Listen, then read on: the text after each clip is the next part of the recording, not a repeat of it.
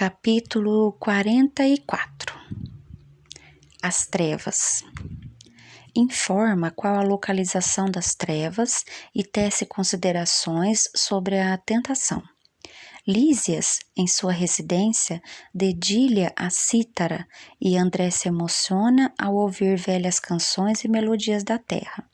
O músico fala da importância do ambiente criado pelas pessoas em qualquer local do universo, que nas reuniões fraternas colhe-se esperança, amor e alegria, mas nas assembleias inferiores, onde predominam o egoísmo, a vaidade e o crime, todos saem envenenados pelas vibrações destrutivas. Esclarece a diferença entre as trevas e o umbral, informando que além dos espíritos que descobrem a essência divina em si mesmos, existem os que estacionam e demoram séculos recapitulando experiências. São os milhões de seres que perambulam no umbral. Mas além desses, há os que caminham egoisticamente, que estacionam e caem no fundo do abismo moral, por tempo indeterminado, mergulhando nas trevas, nas regiões mais inferiores já conhecidas. Adianta que a precipitação nas furnas do mal não se dá apenas entre os encarnados, mas também entre os desencarnados, embora nas esferas espirituais as defesas sejam mais fortes, mas a intensidade da culpa é bem maior. Assegura que a tentação é problema complexo, pois os homens na terra cometem atrocidades sob frondosas árvores, nos campos primaveris e à luz do luar, que são manifestações divinas, convidando-os à prática do bem, que muitos exploram os mais fracos após ouvirem as revelações da verdade superior. Quanto à localização das trevas, esclarece que a vida palpita na profundeza dos mares e no âmago da terra, e que há princípios de gravitação que submetem os espíritos como se dá com os corpos materiais. A Terra é organização viva, possui certas leis que escravizam o homem ou o liberta segundo suas obras, corrige o culpado ou dá passagem ao vitorioso para a vida eterna. 45. No campo da música. Tece comentários sobre o noivado e apresenta uma das atividades sociais de nosso lar. André Luiz vai com Lísias no campo da música e, a caminho, o enfermeiro revela sobre seu noivado com Lacínia, assegurando que o noivado na espiritualidade é muito mais belo, sem ilusões, já que o amor eterno se radica na alma e não no corpo físico, quando o convertemos em paixão que nos leva ao desastre sexual. Confessa que suas quedas no pretérito foram causadas por não compreender devidamente as leis do planeta, que favorecem o homem no campo sexual e são rigorosas com as mulheres, e que só é verdadeiramente livre quem sabe obedecer. Adianta que ele e Lacínia logo mais se unirão em um lar na colônia até retornarem à terra dentro de aproximadamente 30 anos. Informa que Lacínia estará acompanhada de 2 irmãs e pede a André que faça as honras de cavalheiro, não devendo se constranger por ser um homem casado, compromissado com Zélia, já que a sua condição esponsalícia não impede que ele seja social, comportando-se como irmão. Lísias paga o ingresso com bônus hora e entram no campo, onde se observam um coreto com pequena orquestra, que executa músicas populares ao gosto dos que ouvem, mas no centro do campo a música é de natureza universal e divina, concentrando-se ali a maioria dos visitantes que representam a nata da sociedade da colônia. Tudo sem luxo, mas de bom gosto e beleza indescritível. As mulheres aparecem adornadas sem exagero, revelando bom gosto individual, sem trair a simplicidade divina. Casais conversam afetuosamente nos caminhos floridos, grupos mantêm diálogos animados e construtivos sobre amor, cultura intelectual, pesquisa científica, filosofia edificante, sem qualquer atrito de opinião.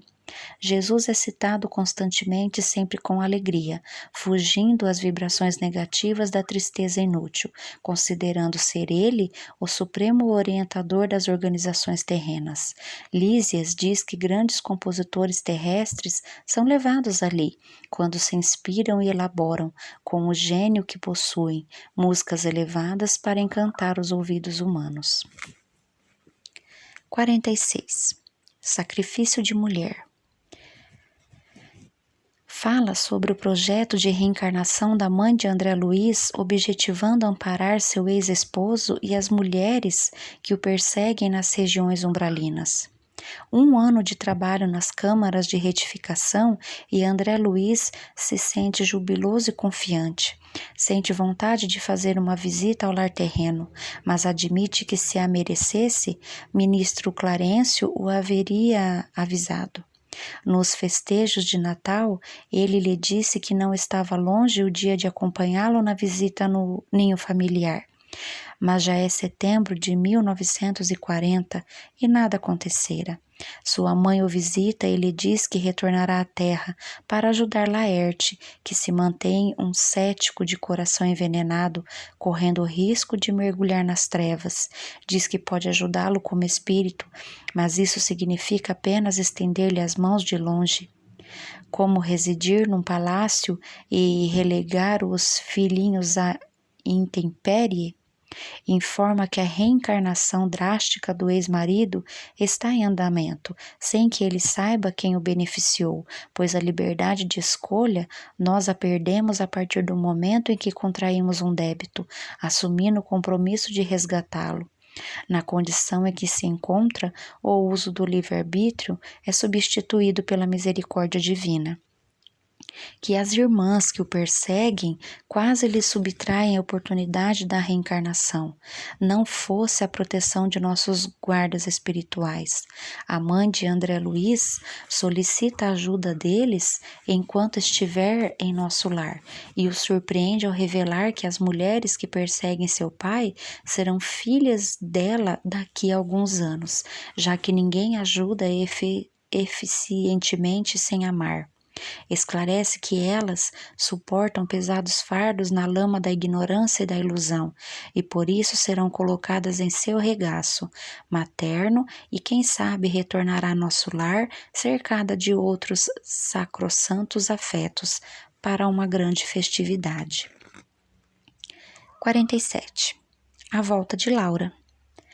Descreve a despedida social de quem vai reencarnar e a atenção que recebe dos amigos pelos créditos espirituais que tem a seu favor. Na casa de Lísias estão presentes vários amigos e representantes dos Ministérios do Auxílio e da Regeneração para homenagear Dona Laura, que se despede da colônia rumo a uma nova experiência na carne.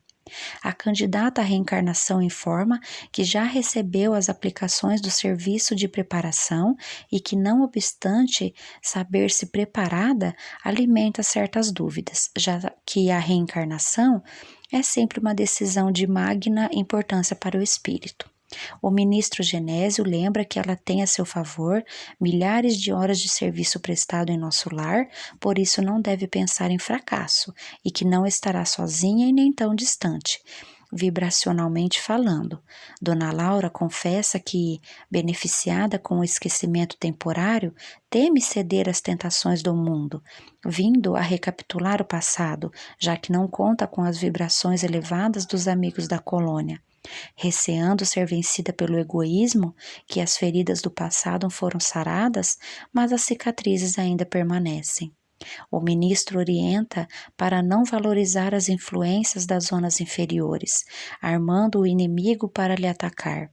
Que trabalhe no campo das ideias, pois toda luz acesa na terra se manterá iluminada sempre. Sem que as paixões humanas a peguem-na, é preciso aniquilar o mal sem lhe dar a importância que exige de nós. Adianta que ela tenha a seu favor, além dos créditos, as recomendações do Ministério do Auxílio e aos técnicos encarregados de sua reencarnação para não deixá-la demasiadamente sujeita aos ascendentes biológicos dos pais. Mais tranquila, após se despedir de todos, convida André Luiz para o culto da noite seguinte, quando estará presente seu esposo Ricardo, após se libertar do sono, sendo este o momento da despedida final. 48. Culto familiar.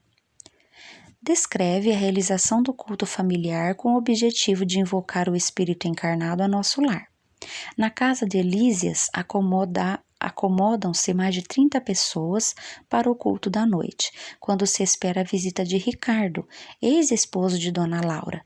Em um globo cristalino de aproximadamente 2 metros de altura, acoplado com alto-falantes, o reencarnado, desdobrado pelo sono, se apresentará para um colóquio com os membros de sua futura família no plano terreno. Informa que o globo é de cristal, material que isola o visitante das vibrações emotivas que podem perturbá-lo, pois ainda se encontra encarnado na fase de infância. Acrescenta que o fenômeno é possível porque nem todos os encarnados se agrilhoam ao solo da Terra e que muitos vivem entre os dois mundos. No início da madrugada, quando os pais de Ricardo dormem, Clarencio pede homogeneidade de pensamentos e sentimentos para favorecer a invocação. A família de Dona Laura forma um pequeno coro e entoa uma canção, com acompanhamento de piano, harpa e cítara, dedicada ao chefe da família, em que oferece afeto e devoção. Roga para que não se perturbe e que venha até eles enquanto dorme para orarem juntos. Ricardo surge na substância leitosa acinzentada do globo de cristal, com a aparência de homem maduro.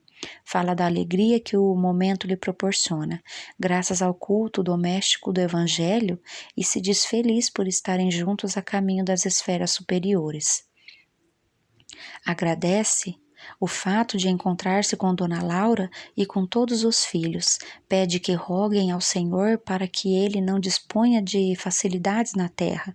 Clarencio ora sensibilizado e informa a André que pela manhã acompanhará a irmã Laura à esfera carnal e o convida para que vá junto, pois conta com horas de trabalho extraordinários suficientes para que lhe seja concedida uma semana de folga, devendo aproveitá-la para rever a esposa e os filhos amados.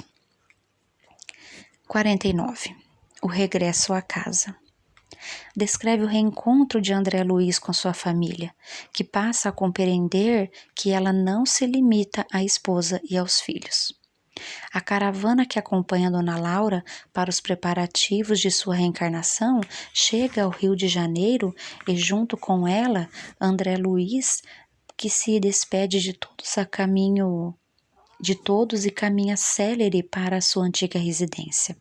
Cruza o portão e revê alegre o saudoso jardim e os arbustos cultivados por ele e por Zélia. Mas ao entrar, se surpreende com um ambiente totalmente alterado. Não vê os antigos móveis nem os retratos e quadros conhecidos seus. Zélia sai do quarto acompanhada de um médico que lhe faz recomendações sobre Ernesto, o enfermo que está em seu antigo quarto. Descobre, decepcionado, que sua esposa casara-se novamente e que o segundo esposo está com pneumonia, assediado por entidades inferiores que lhe agravam os padecimentos. Tem o ímpeto de odiar, ao ver Zélia preocupada com o doente, acariciando-o com a ternura que fora sua em outros tempos, mas se lembra dos ensinamentos do Senhor sobre o amor e fraternidade. Na sala, a primogênita diz acreditar que o pai está vivo em algum lugar e que naquele dia sente uma saudade imensa dele, mas suas lembranças são rechaçadas pela mãe, advertindo-a que Ernesto não quer ouvir falar do falecido, e a filha mais nova ironiza a irmã pelas ideias malucas e responsabiliza o espiritismo pelas tolices que tem na cabeça. Retruca a filha mais velha que ela está falando de amor e não de religião, e que se o pai estivesse entre eles, o irmão não estaria cometendo tantas loucuras. André se angustia com toda aquela situação e chora amargamente, e entende porque seus amigos em nosso lar adiaram tanto aquela visita. Clarencio se apresenta e diz a André que não tem diretrizes novas para o caso e lembra a recomendação de Jesus de amar a Deus sobre todas as coisas e ao próximo como a nós mesmos. André pondera o alcance da recomendação evangélica e se coloca no lugar de Zélia. Considera suas necessidades de mulher que necessita de um companheiro que lhe facilite a vida. Que ele talvez fizesse o mesmo se fosse o viúvo. E conclui que sua família não é apenas a esposa e os filhos, mas todos os enfermos nas câmaras de retificação. E sente que a linfa do verdadeiro amor começa a brotar das feridas benéficas que a realidade lhe abrira no coração. 50. Cidade de nosso lar. Relata a transformação íntima de André Luiz e sua consequente dedicação ao próximo, trabalhando pela recuperação da saúde de Ernesto e pela alegria de Zélia. Na segunda noite de estadia em seu antigo lar, André Luiz sente-se fatigado pela falta de alimentação espiritual que encontrava nas câmaras de retificação. Na presença dos amigos, na água magnetizada, no ar puro, no trabalho amigo. Medita nas palavras de Clarencio e admite que não é proprietário de Zélia nem dono dos filhos e que eles são companheiros na luta redentora. Recorda a lição de sua mãe, que voltara à terra para receber as mulheres que perseguem seu pai como filhas, na ministra veneranda que trabalha há séculos pelo grupo mais diretamente ligado ao seu coração.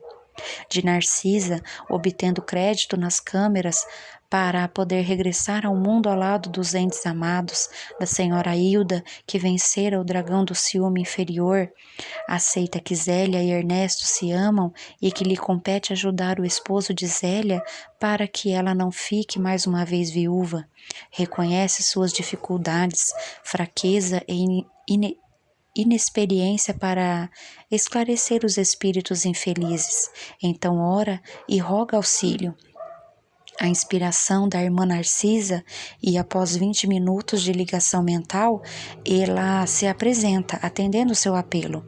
Narcisa aplica passes e afasta os irmãos infelizes, busca a natureza em um local de frondosas árvores, chama alguém em expressão distintas e surgem 8 entidades espirituais, servidores comuns do reino vegetal, e indaga sobre a existência de mangueira e eucaliptos, lembrando que não somente os homens, mas também as forças naturais recebem e oferecem fluidos.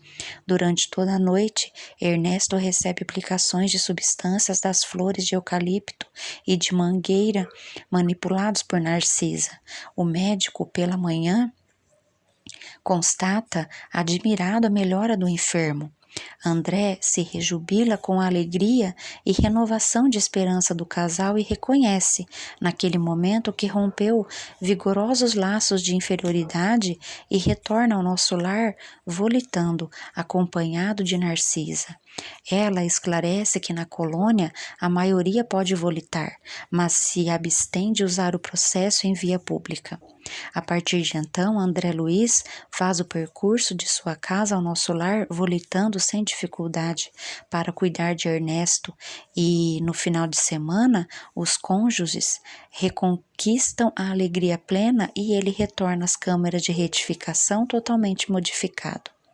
Mais de 200 companheiros formam uma comitiva e vão ao encontro para saudá-lo, e surpreendido, o ministro Clarencio surge à frente de todos e declara: até hoje, André, você era meu pupilo na cidade, mas, doravante, em nome da governadoria, declaro cidadão de nosso lar.